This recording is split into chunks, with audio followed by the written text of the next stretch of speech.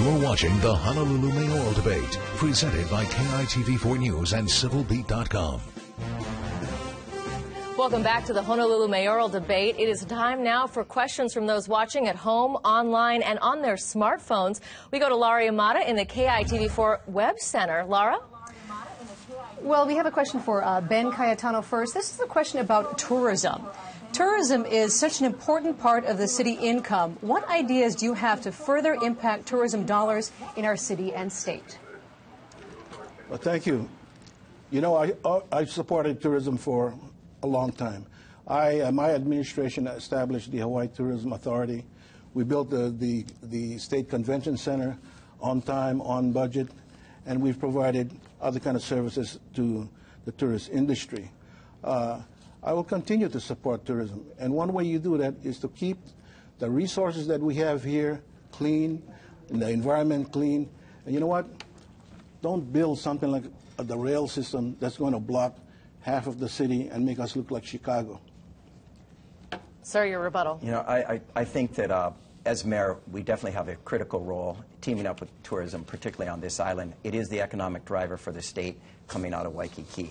In order to do that, we've got to continue to make sure that we're the safest big city in America. Tourists are not going to come here if bad things happen to them. And the good news is that we're doing a pretty good job.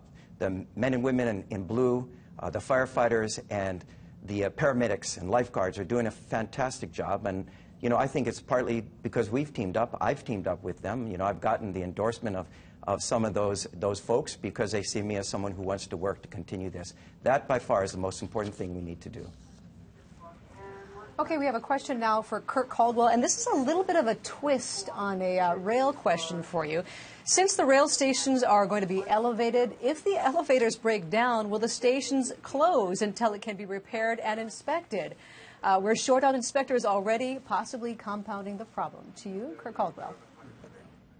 From what I could hear, it sounds like they're concerned about elevators breaking and then how do people get up and down. My understanding is that there will also be stairs there, which will allow people to access the stations. Of course, it will be a problem for the handicap. My feeling is that, you know, if an elevator breaks down, there's going to be more than one, that the other one can be used. The chances of both breaking down at the same time is something that probably most likely will not occur. But it is a valid concern. Mr. Cayetano, how do you respond? I'll pass. There's no... Thank you, Laura. And thanks so much to our viewers and our political analyst, Neil Milner, and digital media manager, Clayton Wakita, for handling our live wire tonight. We're going to go back to the candidates who clearly have some more questions for each other. And this time, we're going to start with Mr. Caldwell, who has a question for Mr. Cayetano.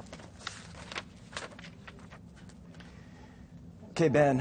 Last week, Thursday, you estimated the price of your so-called transit plan at $1.1 billion. Today, we learned through CivilBeat it jumped to $1.8 billion, and then we learned again that it jumped back down to $1.5 billion. To help the voters understand the numbers, would you please tell us the cost estimates in 3 areas: for the double-deck flyover in Nimitz Highway, to excavate your 4 tunnels and build underpasses and overpasses on Kapiolani Boulevard in Beretania, and the cost to reinforce and repave freeway shoulders and widen bridges so you can run your massive articulated buses on them. Well, thank you. First of all, we gave CivilBeat those numbers. It wasn't like they did an investigation on us. We gave them, we provided their numbers, and that's what I mean by transparency, Kirk. The flyover was estimated to cost about $600 million. That's a state project. I'm going to propose to Governor Abercrombie that the city and the state share in the cost. So, you know, the state has an extra incentive to build it, and they do want to build it. The tunnels, you know, we haven't firmed up the cost yet, but we think they'll range anywhere from about $20 million to $70 million for the longer one. Sir, your rebuttal? Well, I didn't hear how much it was going to cost to widen the bridges and reinforce the freeway shoulders, but Ben, I see you can't really give us an accurate number, and there's only 2 weeks before people start to vote. And I think they need much more information that is accurate, not just general figures or ranges. We know that it's going to actually cost much, much more than just your figures of today. Based on previously similar plans proposed by Panos, who came up with these plans that you're talking about, An expert review, the real price tag will be somewhere between $2.5 billion and $3 billion. And when you add on the current construction, penalties, and legal expenses of stopping the rail transit project, that's $1 to $2 billion. And the loss of expected FDA funding, that's $1.55 billion. Your plan could actually cost a lot more. And those are real costs while delivering much, much less. Those are made-up costs. Do I have a rebuttal? Yeah. No, sir, but you do have an opportunity to ask a question to Mr. Caldwell. Okay. Well, since you asked me a question about a proposal that we had 10 months to develop, whereas the city had 6-7 years to develop the rail system, I want you to tell me what it's going to cost to do the downtown section of the rail system. The fact of the matter is you don't know, because there are no final engineering plans for the downtown section. You haven't given the contract out to an engineering firm yet. And the fact of the matter is that you haven't taken the ground borings, so you don't know what's under there. So my question is, how much is it going to cost? Well, Ben, I think you've heard throughout this debate the price of this project is going to be $5.16 billion. No. The question is, Ben, let me answer your question. The downtown segment, just so that you're clear. Can I answer the question? I'm clearing it up for you. No, I want to answer the question. The downtown segment, that's all I'm asking. The downtown segment. Okay, I'm going to try to answer your question without being interrupted. The total cost of the project is Can I finish now? Sure, go ahead. Thank you. The total cost of the project is going to cost $5.16 billion. It's dropped by $10 million. That is the total cost of the project, and there's a contingency about $500 million. Each segment is costing different amounts. I can't tell you what the downtown segment's going to cost, but I can tell you what the entire project is going to cost. And this cost, by the way, was accepted by the Federal Transit Administration. It was reviewed by Porter and Associates. Our financial plan was to make sure it was accurate. This is an independent third party hired by the federal government to vet our numbers, and they are accurate. Unlike your plan proposed just last week that has no real solid numbers, no independent third party vetting, we don't know what it's going to be, and even you are changing it every day. I'm not changing it every day. Mr. Cayetano, your chance for a rebuttal now. Okay. You know, Kirk, you mentioned I think it's the Jacob study that you're talking about. There are 3 studies. One by Governor Lingle cost the state $350,000. 2 by the Federal Transit Administration itself. All 3 studies concluded that this rail project will cost as much as $7 billion. And one of the FDA studies, they call it the cost overrun probability study, which we had to get through the Freedom of Information Act, even projected there was a 10% chance that the rail system would cost $9 billion. So my question to you, and you should know this, you know, how can you say it's going to cost 5.2-something billion when you don't know what's under the ground and you don't know what that segment of the rail system will cost? Well, thank you, gentlemen. We have to go back to our panel now, and we're going to go back to Andrew Pereira. He's got a question for Mr. Caldwell. Mahalo, Yunji. There was a lot of discussion about pension benefits earlier in the debate. The question here is, pension and health benefits for city workers during the current fiscal year have cost the city about $200 million. Does the system need to be reformed? Why or why not? And if yes, please provide specifics. Who's the question for? To Caldwell. Okay. Mr. Caldwell. I think it's a matter of negotiating contracts when they come up, and it requires someone who is going to negotiate very, very hard. It's going to look at the money being spent as if it's their own. When I was at the city, we did exactly that. We negotiated contracts with our public unions, and I think we got a very fair result for the people of this city. We're doing it in 2010, and when we're still climbing out of the recession. And through that hard work, we're able to balance our budget and have a surplus at the end of it, retain our AA bond rating, while still delivering the city services that need to be delivered. And I think as we go forward, there will be reform. I mean, obviously, as we look at health costs going up, there's a shifting of burden. We saw that when I was at the city. More of the burden was shifted to the public sector employees. And we need to find that balance. But we also need to remember that those public sector employees are delivering the services we demand. And they need to make sure they get a wage that's fair and the benefits that are fair. But having said that, it needs to be fair. as mayor, I'd make sure that it's fair to both the taxpayer and the city workers. Let me press you a little bit on that point, Kirk. We're talking about keeping the system solvent. So you mentioned reform, but any specifics to keep that system solvent, because it's billions of dollars in unfunded liabilities. Yeah. Well, part of keeping the system solvent, Andrew, is really to put more money into the OPEB irrevocable trust, which I think needs to be done. When I was at the city, they put in about $40 million. I think the city and county of Honolulu has put more money into that trust fund than anyone, more than the state or any other county. And I think that is the first step. As mayor, I'd be doing more of that. I helped put in the fund, or put the legislation in when I was at the legislature. I'm passionate about this. I think it sets real discipline so that it cannot be rated like the ERS fund was. Mr. Cayetano, same question on pensions. Well, let me go back several questions when Kirk mentioned rating the retirement fund and the hurricane relief fund. You know, Kirk, those are tough decisions that I had to make, and I don't think you're capable of making those kind of decisions. As far as the current system and what has to be done to deal with the unfunded liability, Andrew, you need to do some very, very hard reforms. When I was governor, I negotiated 2 contracts, one with the HGA and one with the UPW, with Russell Okada and Gary Rodriguez, 2, in my opinion, fine labor leaders. And we reached an agreement that where we would adjust the benefits for new employees, not for current employees. You need to do something like that, otherwise the system will go out of control. What he's talking about is, you know, if you got the money, you pay it. That's not what has to be done. You have to make hard decisions, and oftentimes the unions won't like it. And that's why they're not endorsing me, because he's never made any kind of reform, a civil service reform or any kind of decision. Catherine Cruz joins us now with a question for Mr. Cayetano. Well, it's been said that past performance is a good predictor of how someone will behave in the future. What can you point to in your political past that demonstrates that you'll be a watchdog of taxpayers' funds? Well, you know, Catherine, I cut taxes. Mr. Caldwell here, Kirk, raised taxes, raised the real property tax. He also increased the admission fee to the Honolulu Zoo for kids by 200%. What you can rely on with me is that I will always put the people first. And that's going to be what I'm going to be doing for the city. I've had to make some tough decisions.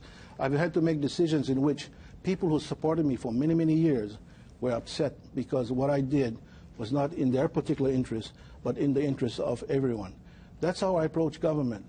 I feel very privileged to have been selected out of a population of 1.2 million to serve as the people's governor. And I've never forgotten who I work for. I work for the people. Mr. Caldwell? You know, Catherine, there's a difference between tough decisions and good decisions, and I gave an example of a tough decision that Ben made right in the ERS. That may have been tough. I think it was actually an easy decision. We ran to the pot of gold. It was not a good decision. I'll give you an example of a tough decision, and it was when I was at the city, I helped negotiate a 2-tier real property tax code for people who own second and third homes. These are wealthy people who live in places like Kahala and on Kailua Beach, who may own a home here and not even actually reside in the city and county of Honolulu. And we had them pay a higher tax rate so we could lower the rate on homeowners who actually live in their homes. Yes, it's tough. No politician wants to raise taxes, but I think it was a fair thing. I was trying to find balance so that the people who actually live in homes, those on fixed income, people just starting their families, got a tax break, and those could afford to pay more did pay more. That's a tough decision, and I think it was a good decision. Chad Blair now with a question for Mr. Caldwell. Thank you, Mr. Caldwell. This race could be decided by which candidate is best able to attract 2 groups of voters: the folks who went for Mayor Peter Carlisle in the primary and the folks who didn't turn out in August. What would you say to both groups to get them to vote for you? I think I would tell them that, you know, I'm passionate about all the issues. This campaign has come down to a single issue, and we hear Ben talk about it all the time, and it's rail. But, you know, if rail goes forward, it's going to take longer than the 1 term of a mayor. It'll take longer than 2 terms of a mayor, should the same mayor get elected a second time. And what remains? All the other issues. Picking up your garbage, repaving your roads, making sure your sewage goes away, that the grass cut is cut in the parks. As a managing director, I did all of that. I was like the chief gurut.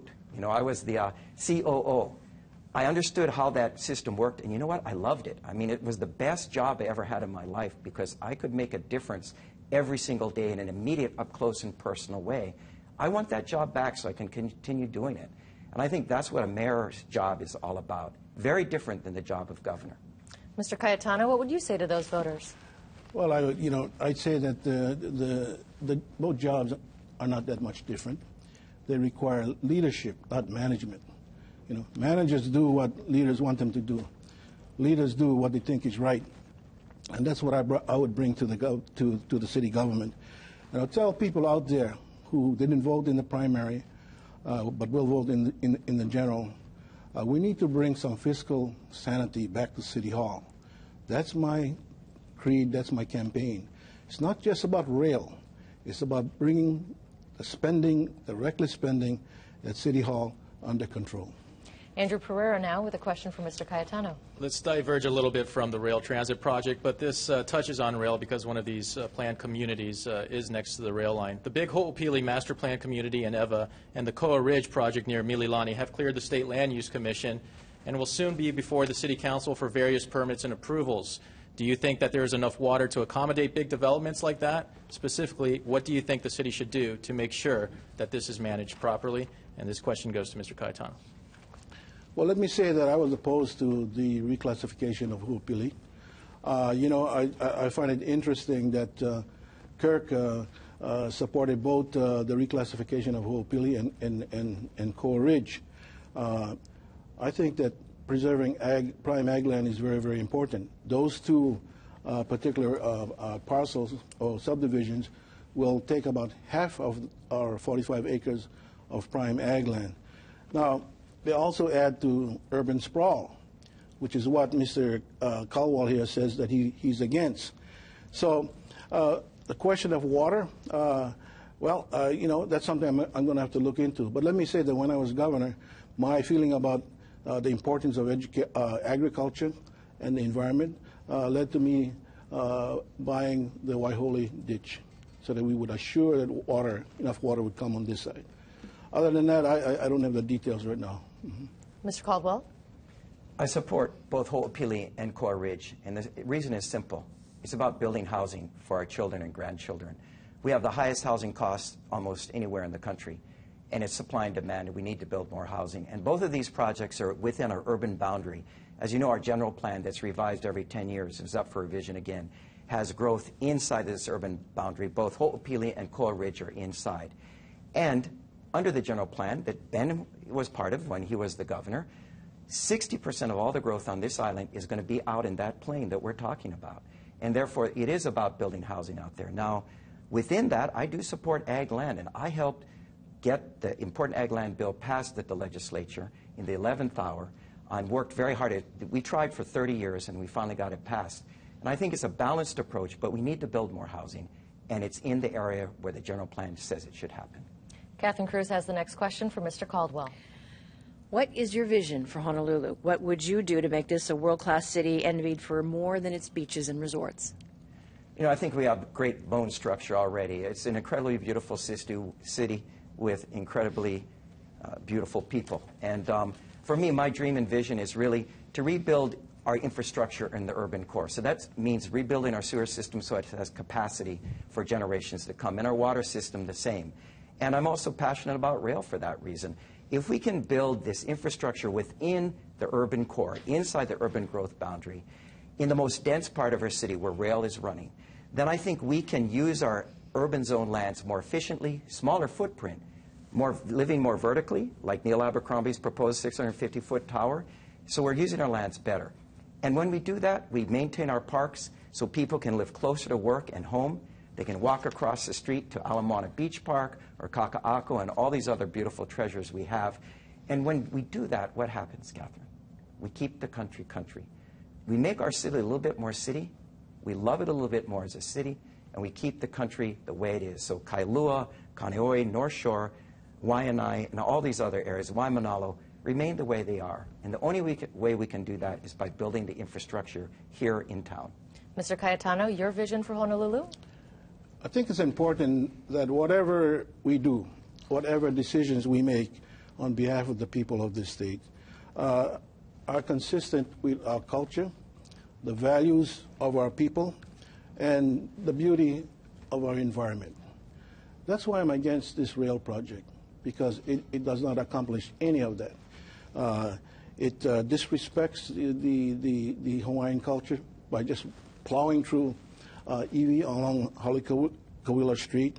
It is inconsistent with keeping the environment pristine and beautiful by building a 20-mile concrete structure that is 35 feet high in most places, and in some places 60 feet high. Rebuild our infrastructure? Absolutely. The future, for Kirk, the future is down the road, and I agree with that. But also the future is now. If you want to achieve dreams 20 years from now, then you need to do what has to be done today, and that is upgrade the infrastructure, which, notwithstanding his comments, he won't be able to do, because with rail you won't be able to afford it.